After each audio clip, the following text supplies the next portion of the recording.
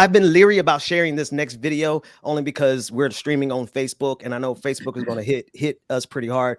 But did y'all see the most transparent example of racism that I have seen with the cops in the Bridgewater Mall in New Jersey? New Jersey. Yeah, it's the video. DL Hewley shared it on Instagram. I shared it on Twitter, and it's everywhere. I don't know anybody with a large platform who shared it on Facebook, because Facebook will flag us if we put this on there directly. I want to play it here because it's 56 seconds short. But in this time, you're going to see two fellas fighting, black kid, white kid. You're going to see one of them's aggressor, and then you're going to see who the cops decide to arrest. Let's take a look at it. Go right out there. Go right talking to an individual. Get up. Go outside right now. Go outside right now. You're talking to an individual. What are you going to do? You know I can have my face. Oh, shit. Come outside. Oh, shit. Yo.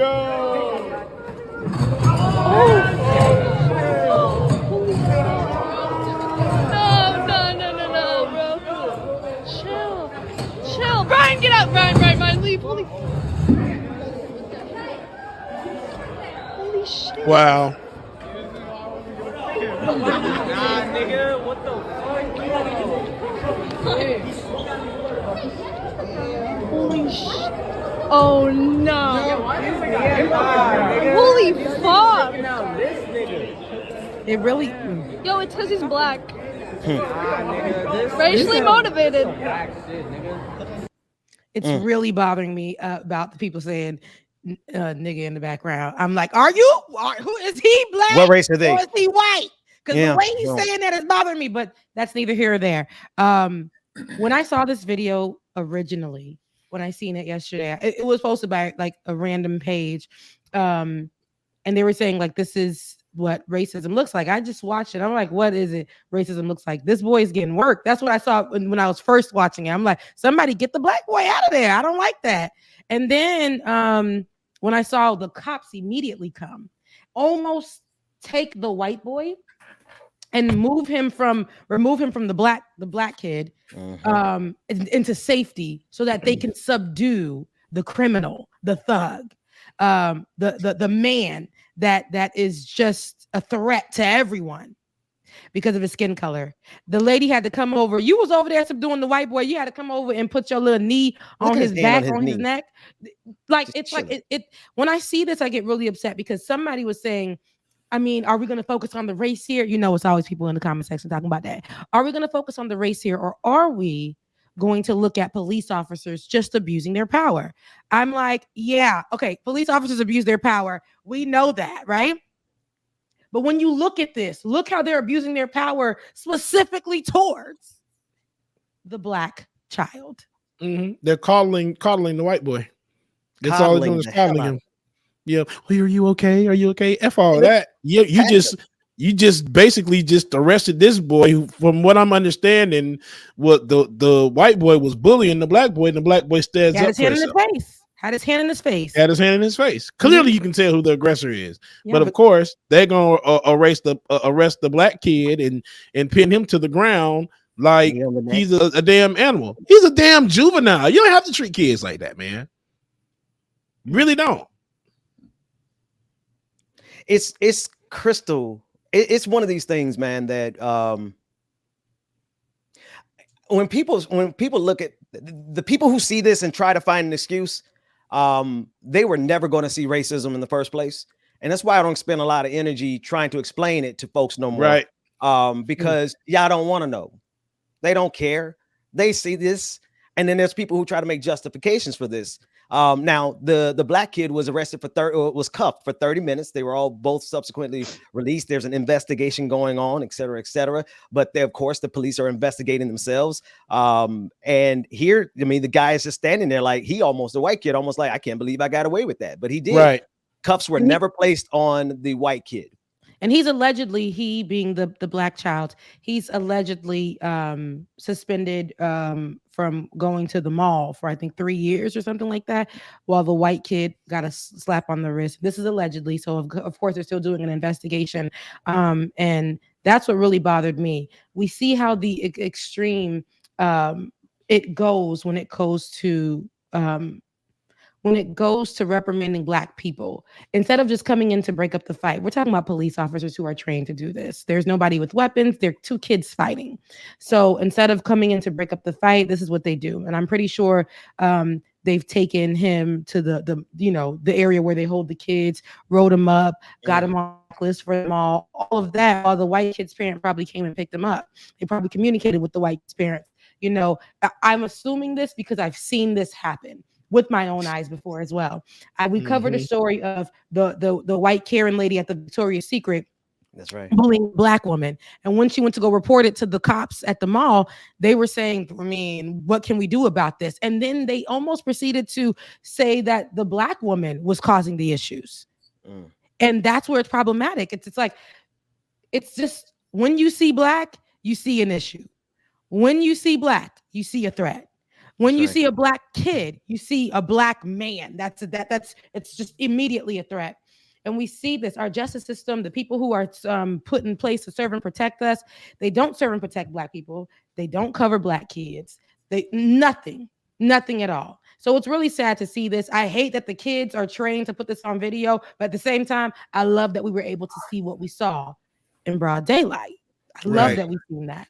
Because we can now have these conversations, and people still gonna be in the comment section now trying to say that we can't just make it about race.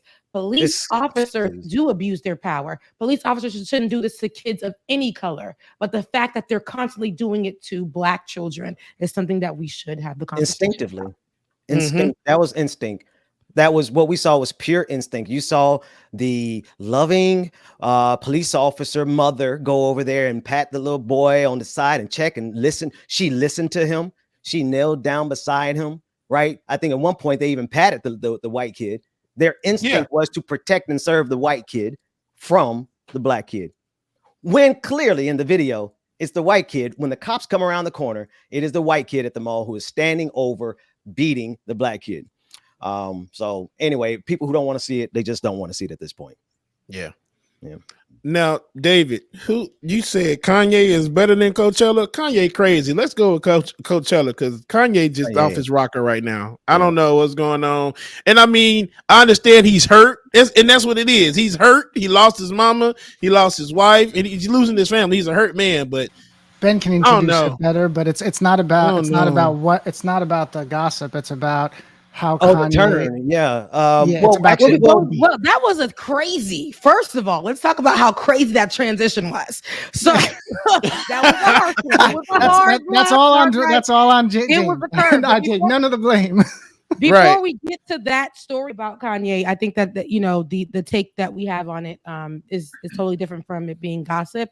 But before we get to that, I want to know what Dr. Carl Mack over there sitting like a statue thinks about the last story we just talked about. 3 words. This is America. That's right. I already knew that's what Dr. Mack thought. Look, that is, literally, this is America. Where when they ushered those 3 words, benefit of doubt. This is America. Benefit of the doubt went clearly to that white kid. And to your point being, if the cops didn't see the start of it, normally you would normally look at it as though the aggressor, whoever the aggressor was, that's right. At the moment you see it, clearly you would have thought that they would have been snatching the white kid up and dealing with him. So does this tape clearly show prejudice? This is the prejudice that America has had with us from day one. And you saw it play out with these 2 kids. And you saw the way law enforcement, this white folks, in case you ever want to know, this is Tamir Rice, a little 12-year-old kid playing in the park, like most little Black boys have done, playing with a toy gun, but he gets shot for it. Little white kid playing all over the floor, and the police says, "Oh, she has to be the problem." This is America. America does rarely is America giving us the benefit of the doubt. This is Rodney King. Even when you look at the tape, you won't believe your lying eyes. Those cops could not believe their lying eyes. And yes, Karen caught a little Tommy as though she was the victim. This is America, white folks, like it or not. And I just want to point out, because you said something real strong right there. You said that's Tamir Rice playing with the toy gun, right? Yes. And then the white, yes. And then the white pulling up to school and shooting folks. He's actually pulling up to churches and shooting folks. He's actually pulling up to protests and shooting folks. And every instance that we've seen this in, for the white kid, the cops have coddled that child and said he was just having a bad day. They've brought them over to go get burgers. Dylan Roof. They've given them fist pumps, right? As we talk about Rittenhouse. This is what we're talking about here. Yeah. Rittenhouse, Dylan Roof, the same thing. You are not the same thing. You are not a rally with an illegal weapon, knowing that he's walking into an agitative situation, shoot and kill some white folks, go to court and get off with it. This is America. And white folks, if you are in a state of denial, and I'm not talking about that river in Egypt, you done lost your ever-loving mind. Like it or not. Okay, so yes, we got 8 minutes. We got